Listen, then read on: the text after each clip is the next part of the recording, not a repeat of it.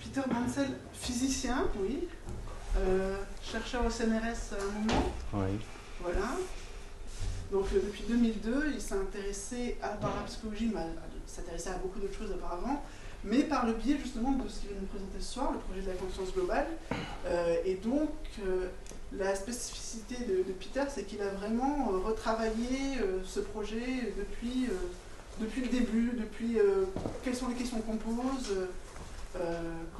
quelles méthodes statistiques on va utiliser. Et donc, il a développé tout ça et il a eu très vite une reconnaissance de son travail de la part de la communauté parapsychologique. Et il continue à travailler sur ce sujet-là. Et puis maintenant, il travaille encore sur d'autres projets de recherche au sein de l'IMI. Donc, le GCP, en fait, c'est, pour commencer, faut dire que ce projet, cette expérience, c'est le produit en quelque sorte d'une longue histoire de recherche dans les phénomènes psy et en particulier les expériences en laboratoire sur la psychokinèse. Donc, dans les années 70 en particulier, il y avait un nombre de laboratoires qui ont mené des recherches pour voir si les données produits des générateurs de nombres aléatoires pourraient être influencés par la seule application de l'intention d'un sujet. Okay. Donc, d'utiliser en fait, il y avait des manips, des expériences de ce genre avant. Par exemple, il y avait des expériences qui étaient faites par Ryan, le Ryan Research Center aux États-Unis, où ils avaient essayé d'influencer le GDD. Hein. Mais à partir des années 60-70, on commençait à utiliser les générateurs de nombres aléatoires électroniques parce que ces générateurs produisent un grand débit de données, donc on peut accumuler beaucoup de données. Ce sont aussi des appareils qui sont très stables et leur comportement physique est bien connu. Donc il y avait quelques avantages d'utiliser ces appareils. Donc, typiquement, les GNA ils vont produire une série de 1 et de 0, des bits. Donc, il y a un grand débit. Ce débit est complètement indéterminé, mais aussi la distribution de ces bits est très, très précise. Donc, c'est-à-dire, il y a une distribution complètement aléatoire, mais le rapport entre le nombre de 0 et de 1 est 50-50 de manière très, très précise.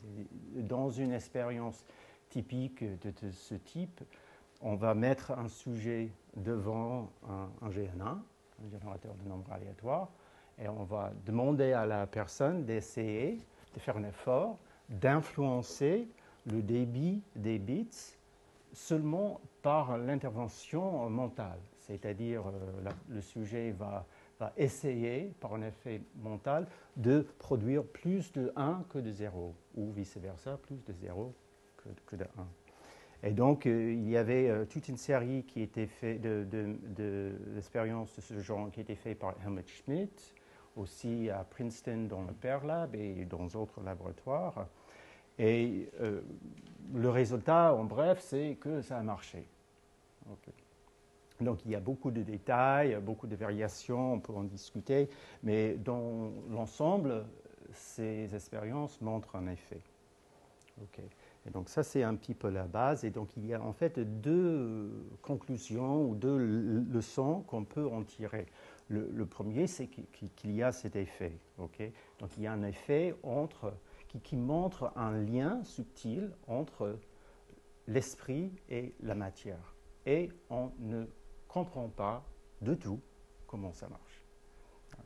Donc, il faut dire aussi que ce genre de lien, ce n'est pas que ces expériences qui montrent ça. Il y a des autres genres des lignes de recherche dans la parapsychologie, comme le bio-PK, la guérison, qui indique aussi qu'il y a un lien mystérieux entre l'esprit et la matière, mais ces expériences sur les GNA sont une démonstration particulièrement simple et directe de cet effet.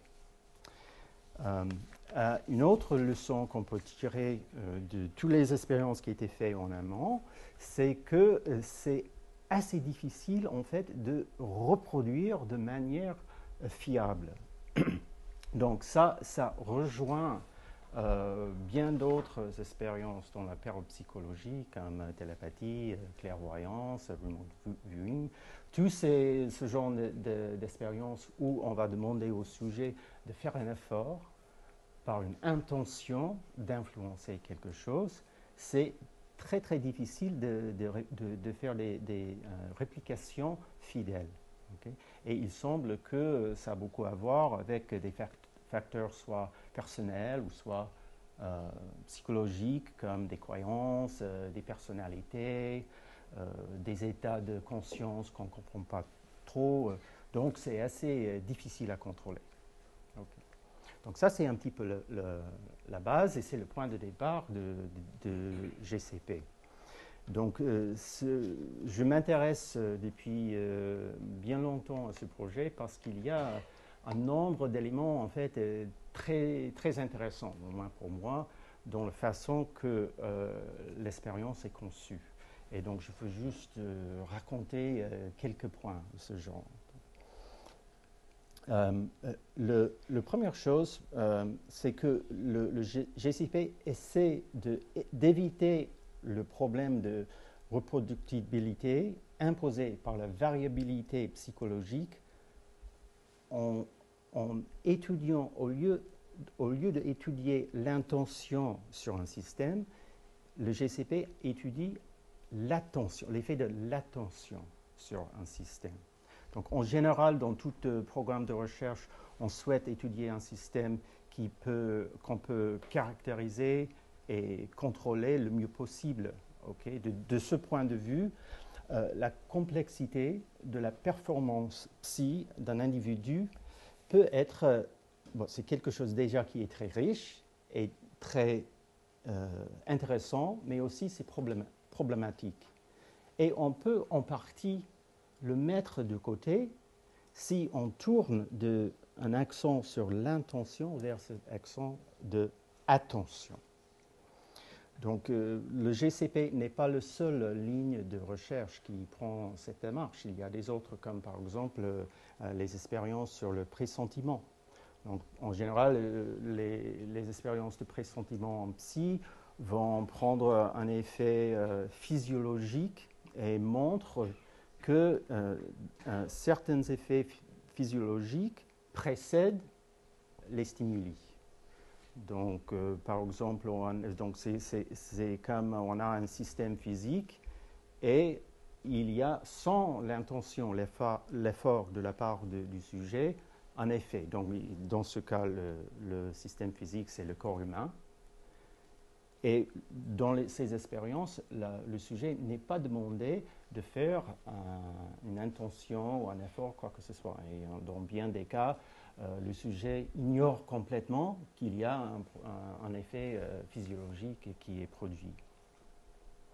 Donc le GCP prend cette idée, mais d'une manière un peu particulière. Il va dire que cette intention, une intention forte, une intention cohérente, peut agir sur des GNA pour changer le comportement des GNA, mais aussi il y a l'idée qu'il n'est pas nécessaire que cette attention soit dirigée vers l'appareil. Donc ça peut se passer à l'aveugle. Donc, c'est-à-dire le sujet peut ignorer complètement qu'il y a un GNA dans l'appareil. C'est juste que le fait qu'il y a un état de conscience attentif et cohérent va, de manière mystérieuse, influencer l'appareil. Donc ça, c'est la première démarche qui est faite ici, c'est de changer d'un effet de l'intention à intention. Et l'espoir, c'est que ça va rendre les expériences et les faits un petit peu plus stables. Donc, dans la même idée, une autre démarche qui est faite, c'est que le GCP va, au lieu d'utiliser un seul sujet, le GCP va utiliser un grand nombre de sujets. Okay. Donc, l'espoir ici, c'est que l'attention moyenne d'un grand nombre de personnes qui sont attentives à quelque chose va être un petit peu, va rester stable même s'il y a des fluctuations, des variations des individus. En moyenne, ça va être plus stable. Donc c'est une autre façon, une autre idée pour amener une certaine stabilité dans les faits. Donc, on va utiliser un grand nombre de personnes, et donc l'idée qui est un peu ludique du GCP, c'est qu'on va utiliser comme sujet pas juste beaucoup de personnes, mais tout le monde, donc toute la planète.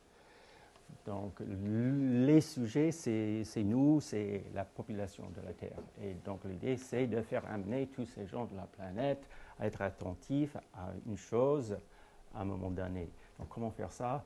Évidemment, ce n'est pas possible. Okay. Donc, la façon de contourner ce problème de faire marcher tout le monde sur la planète en même moment, c'est juste de laisser tourner les GNA tout le temps, en permanence, et on attend un moment où il y a une forte attention collective sur la planète.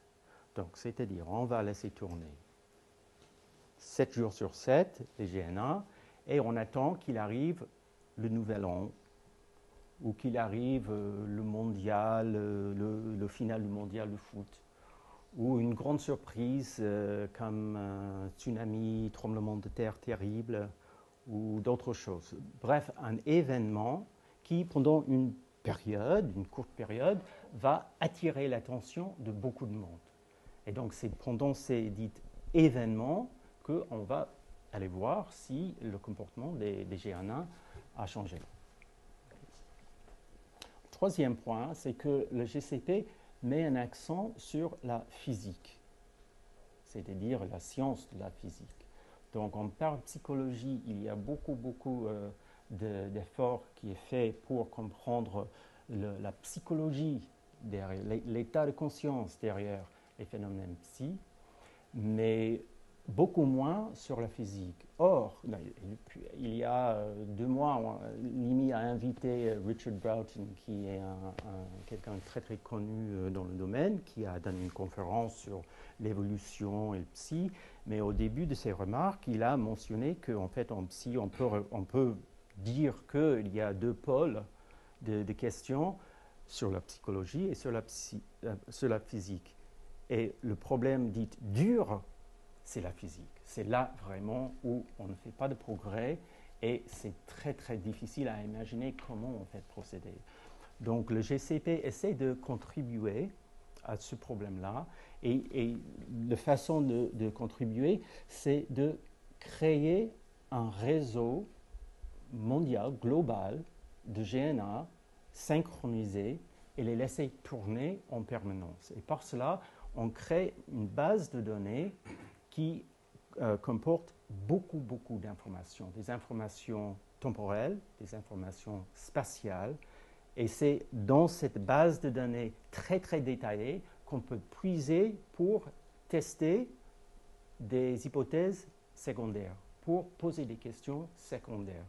Et donc dans cette conférence, je vais vous montrer quelques exemples de comment on peut s'en servir de cette base de données pour poser et répondre aux certaines questions de la physique de ces questions.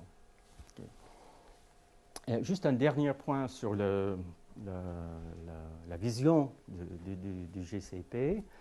Ce qui est peut-être le plus important, c'est que le GCP propose qu'il y a un effet de conscience étendue, conscience globale. Donc, le départ, c'était qu'on avait démontré qu'entre un sujet et un appareil physique, il peut y avoir un lien. Qu'est-ce qui se passe si on a plusieurs esprits? Est-ce qu'il peut y avoir une connexion, un lien entre des esprits et un appareil? Si on multiplie des esprits, est-ce que les liens sont toujours là? On peut poser la question dans le sens inverse. S'il y a des effets du mental sur le physique, est-ce qu'il peut y avoir les effets du physique sur nous? Est-ce que le mouvement subtil du monde quantique peut nous influencer dans le sens inverse? Ou est-ce que même de poser la question comme telle, un peu va-et-vient, c'est trop linéaire, c'est trop simpliste, il se peut aussi qu'il y a des connexions même entre les esprits. Pourquoi pas? Et s'il y a des connexions et entre les esprits et entre la matière, entre tout l'environnement, c'est à partir de là qu'on peut se poser la question où s'arrête la conscience. Est-ce que toutes ces connexions, ces interactions peuvent produire un effet de type conscience qu'on ne connaît pas encore? Okay. Donc ça, c'est un petit peu la motivation, les bases et le point de départ du projet. Donc, à partir de ça, il faut en fait faire une expérience, il faut monter une manip, il faut faire quelque chose. Et donc, je vais montrer comment on fait ça concrètement. Est-ce que ça va marcher? On va voir. OK. Donc, on commence avec une grande question. Est-ce qu'une conscience globale est possible sans même savoir ce que c'est? Et on peut reposer la question, est-ce que la matière est liée à la conscience d'une manière directe et au-delà de l'intention? Okay. Donc, à partir de ça, on va le redire pour essayer de mettre quelque chose en œuvre. Donc, la question qui est une sorte de formule light de l'hypothèse, c'est est-ce que les moments d'une forte attention collective dans le monde, quand il se produit des événements majeurs à une échelle globale, est-ce que ces moments-là sont corrélés avec des processus physiques, des déviations dans les processus physiques partout dans l'environnement et partout dans le monde? Donc ça, c'est la base de départ. Et donc pour tester, étudier cette question, déjà la première étape, c'est de mettre en place ce réseau. Donc, il y a des... Bon, c'est dommage, je n'ai pas amené un G1A avec moi. C'est juste des toutes petites boîtes qui branchent dans un ordinateur. Il y a un en bas, mais c'est en fonction. Donc, je n'avais pas pensé d'en amener. Mais en tout cas, les G1A sont juste des toutes petites boîtiers électroniques qui branchent sur un ordinateur et parlent des processus quantiques dans tous les diodes, dans tous les transistors.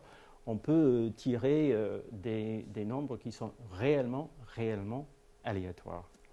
Donc, on les installe sur un réseau déployé un peu partout. Donc là, vous voyez, si vous voyez bien, ça date d'il y a quelques années, mais ça n'a pas beaucoup changé depuis. Et donc, c'est un réseau avec une soixantaine, 70 G1A. Il y en a en bas. Et c'est connecté à l'Internet.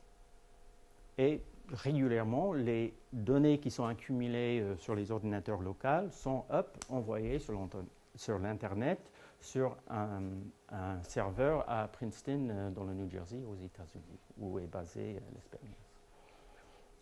Et cette acquisition de données continue depuis 1998. Donc ça fait quoi? Ça fait 12 ans, 13 ans. Donc c'est une très grande base de données. Donc voilà la carte.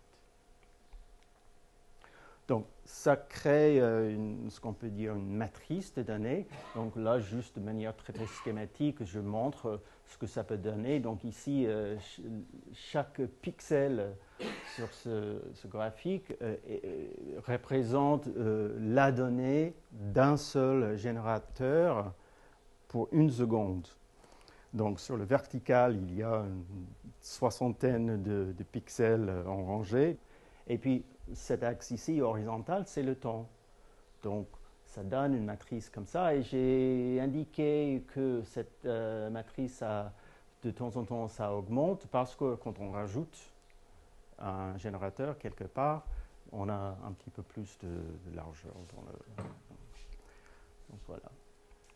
Donc c'est dans ces données-là qu'on va chercher pour voir s'il y a quelque chose de curieux qui se passe au moment de ces événements.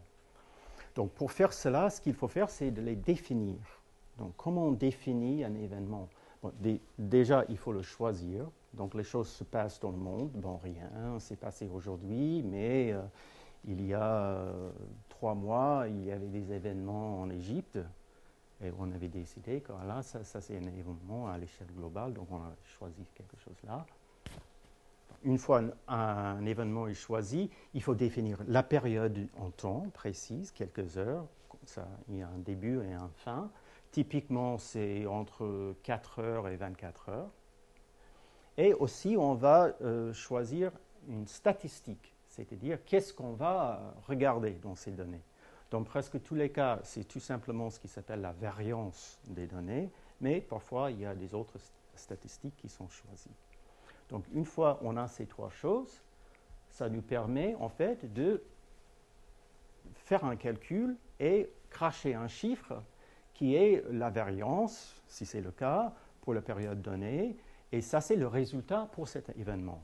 Et on va attribuer à ce chiffre ce qu'on appelle un z-score. C'est juste un nombre qui indique le nombre d'écarts types du résultat par rapport à l'écart type normal, l'écart type de hypothèse nulle.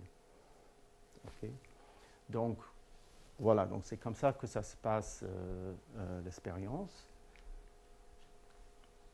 Donc, juste pour montrer que typiquement, sur un an, on va accumuler peut-être une trentaine d'événements. Donc, ça va, c'est un petit peu comme ça dans notre matrice. Donc, peut-être au début, il y a le nouvel an, et puis le deuxième, c'est ce qui s'est passé en Égypte, et puis après, il y avait le mariage en Angleterre de Kate et comment il s'appelle, William. Et puis au dernier, c'était Aska, je ne sais pas. Donc, voilà. Donc, c'est pour dire que, en fait, la quantité de données qui est réellement sondée et testée est relativement petite par rapport à toute la base de données. Mais ça nous donne tout de même, si on continue pendant 10 ans, un grand nombre de z-scores, un grand nombre d'événements et un grand nombre de résultats. Et ça, ici, c'est les résultats réels de 360 événements du début jusqu'à aujourd'hui. Et donc, vous voyez, il y a plusieurs choses qu'on peut voir ici. La première chose, c'est qu'il n'y a vraiment rien qui saute aux yeux. Okay. Ça a l'air d'être complètement aléatoire. Mais si on calcule en fait la moyenne de ces z-scores, et c'est ce que j'ai montré avec la ligne rouge, il y a en fait un petit écart par rapport à 0, ce qui est attendu s'il n'y a pas d'effet. Donc il y a ce tout petit effet. Okay. Donc la taille est d'un tiers. Donc c'est tout petit, mais la question est, est-ce que ça veut dire quelque chose? Est-ce que c'est significatif? Et la réponse est oui. Pourquoi? Parce qu'on a un grand nombre d'événements. Donc même s'il y a un petit écart, si on accumule beaucoup d'événements, on peut montrer que statistiquement, c'est quelque chose vraiment inattendu. Donc il y a une manière un petit peu mieux de la visualiser. C'est ce que je montre ici. Donc, je vais prendre juste quelques minutes avec ce diapo parce qu'il y a beaucoup d'informations dedans. Mais ça résume très bien toute la manip. Donc, alors, on va faire juste marche en arrière. Ce que je vais faire, c'est que je vais prendre la valeur de tous ces points-là et je vais faire une somme qui accumule un par un toutes les valeurs. Okay? Parce qu'il y a un moyen qui n'est pas 0. Après, quand je fais toute la somme, je vais avoir une pente dans ma courbe. Et c'est ça ce que vous voyez, la ligne rouge. Donc, il y a beaucoup de fluctuations parce qu'il y a beaucoup de bruit dans les données, mais en fait, il y a une pente assez stable. Et donc, en fait, on réalise ce qu'on voulait dès le départ, c'est d'avoir un effet qui est plus ou moins stable, même si petit. Aussi, ce que je montre ici, c'est un test sur toutes les autres données. Non, ici, cette nuage de toutes les lignes, qu'est-ce que j'ai fait là? J'ai pris ma base de données, j'ai pris exactement les mêmes événements, mais j'ai décalé dans le temps. Au lieu de prendre l'événement, les données au moment de l'événement même, j'ai pris les, disons, 4 heures de cet événement un jour plus tard. Okay? En fait, de manière aléatoire, je déplace tous les événements pour voir si cet effet qui monte là est représentatif de toute la base de données. Dans ce cas, ça ne sera pas intéressant, ça veut dire que l'instrument ne fonctionne pas bien. Ou est-ce que les événements mêmes sont différents que tout le reste? Et donc ici, j'ai fait cet échantillonnage 1000 fois et vous voyez, nuage, donc parfois ça monte, parfois ça descend. C'est normal, c'est des données aléatoires, mais en général, ça reste assez restreint. Or, cette ligne-là est très au-dessus de ce nuage. Okay. J'ai mis aussi une ligne, on peut appeler ça une enveloppe d'expectation, je ne sais pas si ça se traduit en français. D'attente, une ligne d'attente. Et ça, c'est une enveloppe d'attente qui a une valeur de 1 chance sur 1 million. La probabilité d'arriver ici avec juste un seul coup, c'est 1 chance sur 1 milliard. Donc là, c'est un très grand résultat. OK, donc, qu'est-ce qu'on peut conclure de tout ça?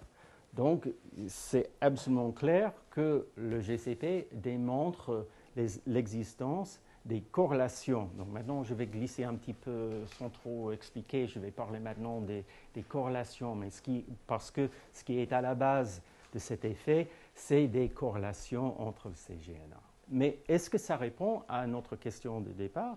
Est-ce que c'est évidence pour une conscience globale? Et là, la réponse est clairement non. En fait, il n'y a pas de lien direct entre ce résultat et cette idée de conscience globale. Pourquoi?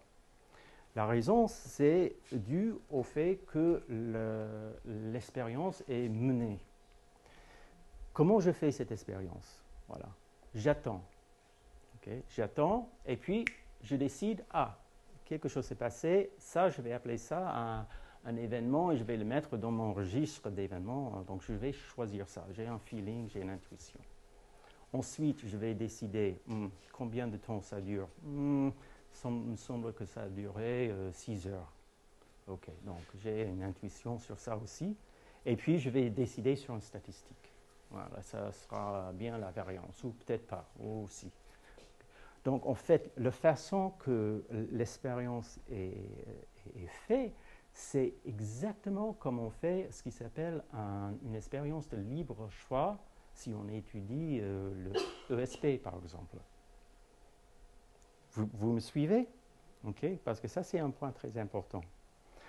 Donc, l'hypothèse et la conception de la manip, ça vise un effet physique. Mais la façon réelle que c'est réalisé ne peut pas distinguer entre un effet ESP de l'expérimentateur et un effet réel. Okay. Donc, cet très beau résultat nous laisse complètement sur nos fins. Donc comme je mets en bas, donc on appelle ça un effet d'expérimentateur, c'est très connu dans la psychologie. Donc il y a cette possibilité, il y a aussi la possibilité qu'il y a une conscience globale et c'est un effet physique, ce qui veut dire que le comportement des GNA change vraiment. Qu'est-ce qu'on peut faire? Bon, c'est là où en fait cette base de données très riche va nous aider. Et normalement, dans la science, quand on est face à une telle situation, façon très classique de procéder, c'est d'imaginer deux possibilités. À partir de ces deux possibilités, on va faire deux modèles. On va choisir deux modèles qui distinguent en fait entre les possibilités et puis tester des modèles contre les données. Et donc pour faire cela, je vais définir deux modèles. Je vais appeler ça un modèle de sélection. Donc, ça veut dire que le réseau, c'est complètement une boîte noire. Il n'y a pas du tout un effet réel dans les GNA. C'est juste qu'il y a des fluctuations normales et je choisis au bon moment de prendre les données là ou là ou là ou là pour arriver à là. Donc, c'est dû au psy de l'expérimentateur. Ce modèle de sélection, ça peut aussi être un modèle pour la tricherie, parce que c'est exactement la même chose. On peut tricher de manière psychique, on peut tricher en regardant dans les données avant de définir mes événements. Donc ce modèle ne se prononce pas sur ces possibilités, donc toutes sortes de sélection est testée. Okay. Un autre modèle, c'est qu'il y a un effet réel, et de façon, ce que j'imagine ça, c'est qu'il y a par l'effet collectif d'attention de ces grands nombres de personnes, de ces populations, il y a une sorte de champ ou quelque chose, champ de je ne sais pas quoi, mais quelque chose qui va agir sur des GNA. Donc j'appelle ça un modèle de champ, et ce modèle va dire que, l'effet est bel et bien physique, le comportement des GNA change. Et à partir de ça, on peut préciser le modèle, on peut imaginer des champs avec des caractéristiques différentes. Mais avant de faire ça, on peut déjà faire quelques prédictions juste à partir d'un modèle de champ complètement générique. Donc, le premier, ce que je vais vous montrer, c'est le suivant. Il y a une prédiction pour le modèle de sélection, le modèle de ESP, que tous ces z-scores, ces scores pour les événements, sont complètement indépendantes de la quantité de données dans un événement. Bon, la quantité de données dans un événement, ça change. Le modèle de champ, parce que c'est un effet, ça propose un effet physique, ça veut dire que plus que j'ai de capteurs, plus que je vais en fait battre contre le bruit de fond, et je vais faire ressortir un signal qui est plus fort. Donc ça c'est normal dans toutes les sciences. Si on a un problème de beaucoup de bruit ou un signal qui est très très faible, on met plus de capteurs, on accumule plus de données. Donc pour le modèle de champ, ça veut dire que les z-scores pour les événements avec plus de données vont être plus importants. Et donc voilà le résultat. Donc ce que j'ai fait ici, j'ai fait un graphique avec ces fameux z-scores, mais sur l'horizontale, j'indique la quantité de données. Et un graphique comme ça va prédire qu'il y a une augmentation linéaire de l'effet. Et ça a une pente qui n'est pas zéro, mais qui est positive, et c'est ça ce qui est prédit par le modèle physique. Vous voyez aussi qu'il y a beaucoup de bruit. Okay? Ce n'est pas quelque chose qui sort aux yeux. Si j'enlève la ligne rouge, vous allez avoir de mal en fait à le décerner.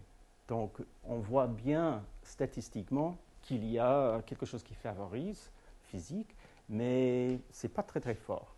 Pour chaque modèle, je vais décrire une enveloppe de possibilités pour cette pente de régression dans les données. Et vous voyez que, c'est ça ce qui est bien, c'est que les deux sélections, le champ, ils ont très peu de recouvrement.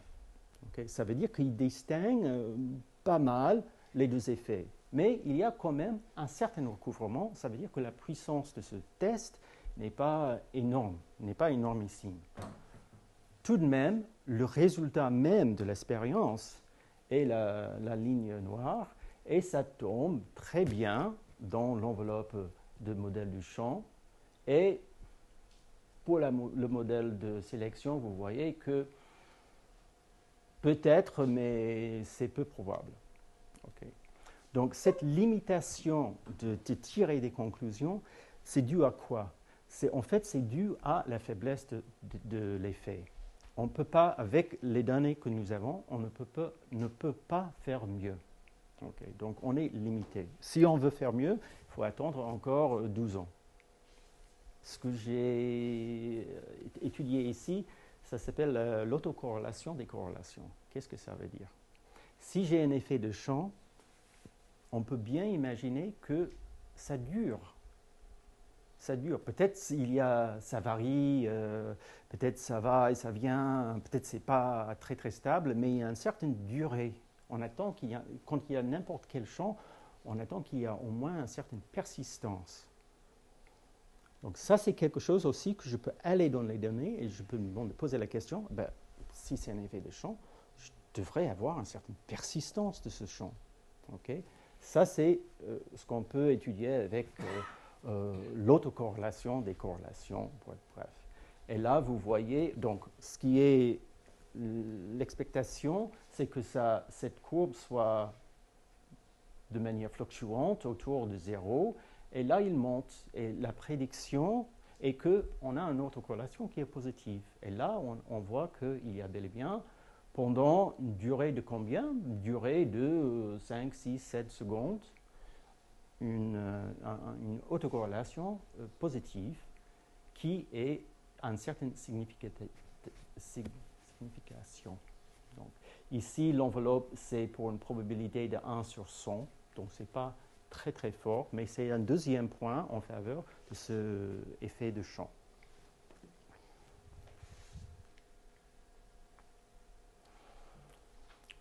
Il y a d'autres, mais maintenant je vais juste changer de registre un petit peu et je vais poser la question, qu'est-ce que je peux faire si maintenant, au lieu juste de penser à un effet de champ très très générique, je précise un petit peu. Okay, je précise un petit peu. Et là, ce que je vais préciser, je vais dire, il se peut que ce champ est local. Ça veut dire que s'il y a un événement qui se passe à Paris, c'est peut-être l'effet est plus important ici à Paris et c'est un petit peu moins important à Sydney. Donc ça s'appelle un modèle local. Okay? Donc, qu'est-ce que ça donne? Bon, pour le modèle de sélection, encore une fois, sélection, les données sont fiches, c'est sans structure, c'est complètement, les corrélations sont complètement homogènes. Mais pour l'effet de champ, on a cet effet où les corrélations autour de Paris sont plus importantes que très très loin. Donc il y a cette structure. Donc on peut tester ça aussi. Donc là, c'est le réseau, ok. Donc c'est pour dire que si quelque chose se passe en Europe, peut-être les corrélations dans tous ces GNA sont plus importantes que là-bas. Ici, ce que j'ai fait, j'imagine qu'au lieu d'avoir 60, 70 GNA, j'ai 10 000. Donc chacun de ces points ici, c'est un GNA. J'ai mis un GNA tous les 100 km partout dans le monde. Okay? Donc j'ai un pavage de GNA partout sur la surface de la Terre. Et ce que je montre ici, c'est les données à 1 seconde. Donc les rouges, ça veut dire que la valeur de GNA à 1 seconde de données est négatif. Et plus que le point est gros, plus que c'est négatif. Et le bleu, c'est positif. Donc si rien ne se passe de tout, donc j'ai un mélange moitié-moitié de rouge et bleu, et quelques-uns qui sont petits, quelques-uns qui sont grands. Le modèle de sélection, ça donne quoi? Ça donne quelque chose comme ça. Donc, il y a un effet, il y a plus de bleu, mais il n'y a aucune structure. Mais pour l'effet de champ, je vais voir quelque chose comme ça. Donc là, peut-être il y a quelque chose, ça c'est peut-être, voilà, ça c'est l'effet DSK, parce qu'il y a l'Europe et les États-Unis qui réagissent en même temps. Voilà. On peut aussi avoir quelque chose qui évolue dans le temps. Par exemple, on se réveille à Paris, et puis après les Américains se réveillent, mais après les Parisiens se couchent, et donc on peut aussi regarder dans le temps s'il y a quelque chose qui bouge. Voilà. Comment le tester? Okay. Déjà, pour ce qui est spatial, la façon la plus simple de le tester, c'est de juste regarder un effet de distance. Okay. Comment je peux faire ça? Bon, ces corrélations sont faites pour. Parce que nos corrélations, mathématiquement, c'est juste le produit du résultat de 2 générateurs. Un générateur, ici dans ce cas, à Alaska, et un autre C'est où ça? C'est Los Angeles, je crois. Okay. Et entre ces deux, il y a une distance. Mais si je prends un autre élément de corrélation, entre Los Angeles et Nouvelle-Zélande, il y a une autre distance qui est plus importante. Donc je peux prendre tous ces éléments de corrélation et les trier par distance. Qu'est-ce que j'attends? J'attends que plus que la distance est grande, plus que les corrélations sont faibles. Okay. Donc je vais faire ça. Et maintenant on a un autre graphique du même genre, mais cette fois-ci, c'est l'amplitude des corrélations contre distance. Et là, encore une fois, on voit une régression qui est attendue, mais c'est aussi très très faible. Je dois vous montrer quelque chose, un point qui n'est pas dans la colonne à effet de champ. C'est un calcul que j'ai fait récemment. Et l'idée, c'est la suivante. Donc, si les gens sont endormis, si c'est la nuit, les gens n'attendent à rien, ils prêtent attention à rien. Donc, si je prends dans mes données tous les GNA au moment de la nuit, est-ce que je vais trouver que les corrélations sont plus faibles là? Et par contre, dans la journée, j'attends que ce soit plus important. Okay. Donc, je peux couper les données et choisir des corrélations. Donc, c'est des paires de GNA. Donc, je prends uniquement des corrélations où il y a les deux qui sont ici dans un fuseau d'horaire de 6 heures. OK? Vous me suivez? Et puis, donc, ça fait une sorte de fenêtre de 6 heures et je vais le faire marcher sur toute la journée. Okay. Donc, j'ai ma fenêtre qui commence à minuit et ça termine à 6 heures du matin. Donc, je mets à 3 heures de maths, c'est le milieu. Donc, je mets mon point à 3 heures de maths. Et puis, je fais déplacer par 1 heure et je mets un autre point à 4 heures du matin et ainsi de suite. Et dans cette courbe, j'ai fait juste le boucle 2 fois parce que c'est plus facile à voir. Okay. Donc, déjà, on voit qu'il y a des variations. Mais le minimum, c'est où? C'est à 10 heures du matin. Aïe. J'espère que ça soit plutôt ici à 3 heures du matin. Donc, il n'y a pas quelque chose vraiment très très clair qui sort pour cette idée que pendant la nuit, il n'y a pas d'effet parce que les gens dorment. Mais encore une fois, les statistiques sont très très faibles et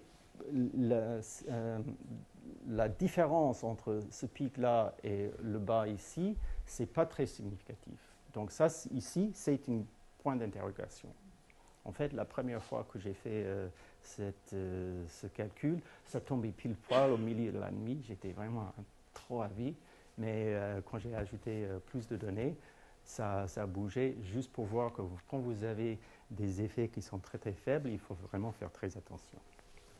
Donc on peut avoir beaucoup d'insights sur ces questions de est-ce qu'il y a réellement une possibilité de cet effet de conscience globale, ce qui reste complètement sans réponse par la manip même. Mais avec tout ce genre d'analyse, on peut commencer à tirer des conclusions. Et heureusement, parce que la base de données est très, très, très détaillée, je vous ai montré 3 ou 4, mais il y a 8 ou 9 tests indépendants que je peux faire comme ça. Et donc, voilà toute une liste. Ici, je montre juste pour le cas très, très générique, on avait déjà regardé le nombre, c'était le premier, quand il y a plus une quantité de données, donc l'effet est plus important. J'appelle ça le nombre. Et là, ici, c'est la probabilité pour le cas de sélection. Donc, le cas de sélection est très, très improbable. Très, très, bon, une chance sur 70, quelque chose comme ça. Pour l'autocorrélation, c'est une chance sur 50. Et il y a des autres, je peux vous en parler après si vous avez des questions, des autres tests que je peux faire aussi. Donc, ils ne sont pas très très forts, mais quand j'en ai 4 qui sont tous dans le même sens et qui sont tous quand même significatifs par des règles de statistiques, ça commence à être intéressant. Aussi, pour le champ local, je vois que les résultats, même s'ils sont un petit peu dans la direction aussi de l'effet de champ, ils sont beaucoup moins clairs. Bon, pour deux raisons. Une raison que pour ces tests-là, je suis très limité par la quantité de données que j'ai. Ça, c'est une chose. Aussi, de définir en fait quelques-uns de ces tests. Bon, la distance, c'est très simple, mais pour d'autres, c'est moins facile. Il y a un peu de flou dans tout ça. Et il se peut aussi que le champ local que j'ai fait ici, c'est un truc très simple. Peut-être c'est autre chose. Peut-être il y a un champ physique, un effet physique, mais c'est pas bien décrit par cette simple idée que je vous avais montrée. Okay. Donc, on va aux conclusions. Le GCP propose une chose, mais on ne peut pas, par cet résultat de l'expérience formelle d'une chance sur 1 milliard, on ne peut pas tirer la conclusion qu'il y a cette conscience globale, pour cette raison que la réalisation de l'expérience, c'est comme aussi une expérience de ESP. Okay. Mais la base de données nous permet d'aller plus loin. Et l'ensemble des tests, donc il y en a un paquet, favorise un effet physique. Là, c'est très intéressant. Et la valeur, si je combine en fait tous les tests que j'ai faits, j'ai une probabilité d'avoir tous ces petits tests, tous dans la direction de l'effet de champ, qui est à peu près une chance sur 100 000. Donc, normalement, c'est concluant. Mais je dis ici, attention aux valeurs de probabilité. On peut facilement se tromper. Déjà, ils sont plutôt, pour les interpréter de manière simple et nette, ils sont faits pour des hypothèses qui étaient bien posées. Ici, ça ressort en fait des analyses que j'ai faites au fur et à mesure. Donc, ce n'est pas vraiment très clean de cette manière. Et aussi parce qu'ils sont tous assez à la limite, ça peut changer. Il se peut que si j'accumule plus de données, ça peut les tous basculer d'un coup d'un côté ou l'autre. Donc moi, je vois que ce chiffre est très encourageant, mais je ne me prononce pas jusque maintenant. Une autre conclusion, et ça, donc je n'avais pas parlé de ça, peut-être le résultat pour moi qui est le plus important, c'est ça, ici. Le premier, ce que je vous avais montré. C'est que l'idée que s'il y a plus de données, on a un effet qui est plus fort, on voit mieux. Qu'est-ce que ça veut dire? Ça veut dire que si j'ai plus de données, c'est mieux. Or, dans ce réseau même qui existe aujourd'hui, il y a une capacité d'avoir presque 25 fois plus de données. En fait, on peut avoir 25 fois plus de données en changeant quelques lignes de logiciel. Mais avec tout ça, on peut avoir une taille d'effet 5 fois plus grande qu'on a. C'est-à-dire, on peut, dans 2 ans, faire ce qu'on avait pendant 12 ans. La dernière chose, que même avec tout ça, il y a un autre problème potentiellement fatal, et je n'avais pas parlé de ça. Donc, voilà. Et je vais vous laisser comme ça. Voilà, donc je vous remercie. Et s'il y a des questions sur tout ça. Oui, monsieur. La première question, c'est, on a parlé à un moment, mais je ne sais pas si ça se confirme quand vous n'en avez pas parlé, d'un effet d'anticipation. C'est juste la première question. C'est-à-dire, avant un événement, est-ce que ça commence à... il y a une espèce de biais qui se fonde. Apparemment, ce n'est pas le cas. L'autre question, c'est aussi, il serait intéressant de savoir sur les gros événements. est-ce que l'effet est plus fort que sur les petits, ce qui permettrait aussi de discriminer les deux hypothèses. Peut-être une dernière chose sur ce que vous avez défini, attention au départ, étant donné qu'il s'agit d'une charge émotionnelle, on pourrait dire collective, est-ce qu'on peut parler d'intention, est-ce qu'on peut parler d'attention? Enfin, disons, je pense que le sens des termes que vous utilisez au départ gagnerait à être précisé. Oui. Ce qui est clé, c'est que l'expérience est aveugle, c'est-à-dire les populations ne visent pas les GNA. Pour le reste, bien sûr, on avait travaillé beaucoup dessus, d'essayer de faire des catégories d'événements, des célébrations, des attaques terroristes, pour voir s'il y a des différences. Parfois on voit, parfois on ne voit pas. Le problème, c'est que, donc vous avez vu que quand on découpe les données et pose des questions secondaires, très vite, on est à la limite de puissance statistique. Et quand on cherche, par exemple, les catégories, on va couper la base de données en 5, 6, 7 et c'est très très difficile de tirer des conclusions. La seule chose que j'ai essayé, ce qui était un petit peu, bon je n'ai pas le publié mais peut-être un jour, c'était de juste essayer de diviser les événements entre des grands événements et des petits événements. Ça c'est aussi très très flou. Mais c'est assez facile à avoir quelque chose qui semble un petit peu cohérent. Et là, on trouve qu'il y a une différence. Les événements plus petits ont une amplitude de corrélation qui est plus faible. Et est-ce que je réponds au problème fatal ou pas? Oui. Oui. La raison, en fait, pour laquelle je n'ai pas entré dedans, c'est que c'est un petit peu compliqué. Mais je vais essayer de le dire de manière simple. Donc, ces GNA ne sont pas parfaits comme appareil, comme tout. C'est-à-dire, il peut y avoir des biais dans le débit de données, ce qui est dû peut-être aux caractéristiques des transistors ou peut-être à la température qui donne l'influence sur les composants électroniques, etc.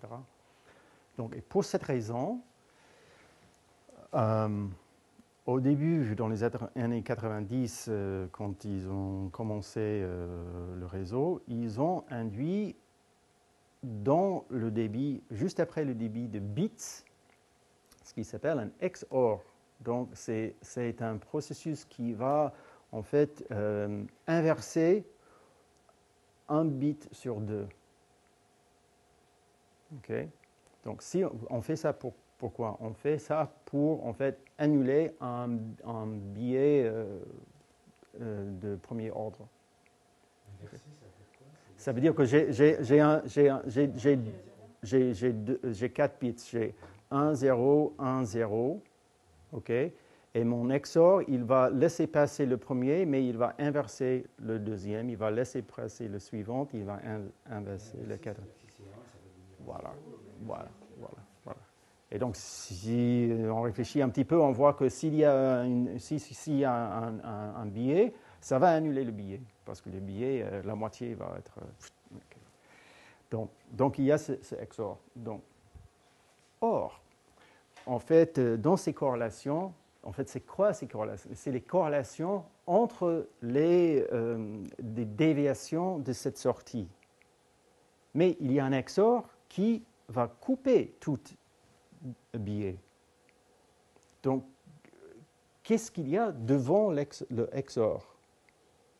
Et la réponse, c'est que c'est une autocorrélation des bits. Donc, l'effet réel, c'est qu'il y a une autocorrélation dans les bits. C'est ce qu'on déduit par le fait qu'il y a un XOR. Okay. Ça, ce n'est pas le problème. Le problème, c'est que dans ce réseau, là, vous voyez, ça commence à être compliqué. Dans ce réseau, il y a deux types de GNA, de fournisseurs différents. Et ces deux types, ils ont deux XOR différents. Okay? Et ils ont aussi deux débits différents. Donc, je peux bien imaginer qu'il y a, par un effet de champ, en fait, je peux bien imaginer qu'il y a quelque chose qui induit une autre corrélation dans les bits. Et puis, ça va, en quelque sorte, ça va passer ça va passer le XOR pour produire une déviation comme ça. Mais, pour que ça puisse se faire, il faut que cette autocorrélation est en phase avec ça s'appelle une masque, le masque XOR. Mais si j'ai deux masques différentes, il faut que j'ai deux autocorrélations différentes. Or, maintenant, je prends toutes mes corrélations et je les découpe. Je prends les corrélations entre... je vais utiliser les noms. Il y a un qui s'appelle Mindsong, c'est le fournisseur, et il y a un autre qui s'appelle Ornion. Donc, il y a Ornion, il y a Mindsong. Donc, j'ai des corrélations qui sont entre Mindsong et Mindsong. J'ai des corrélations entre Orion et Orion. Et j'ai des corrélations entre Orion et Mindsong. Voilà. Okay. Donc, s'il y avait juste un qui était où se trouvait l'effet, je dirais, OK, bon, voilà, maintenant j'apprends quelque chose, j'étudie la structure de cet XOR-là, et parce que c'est là qui fait passer machin. Mais l'amplitude des corrélations, c'est identique pour tout. Okay. Donc, il faut concevoir, imaginer une autocorrélation générique pour passer n'importe quel XOR. Ce n'est pas très facile. Et maintenant, je passe sur les détails. Il y a des autres problèmes de phase. Donc, soit ça, ou c'est foutu.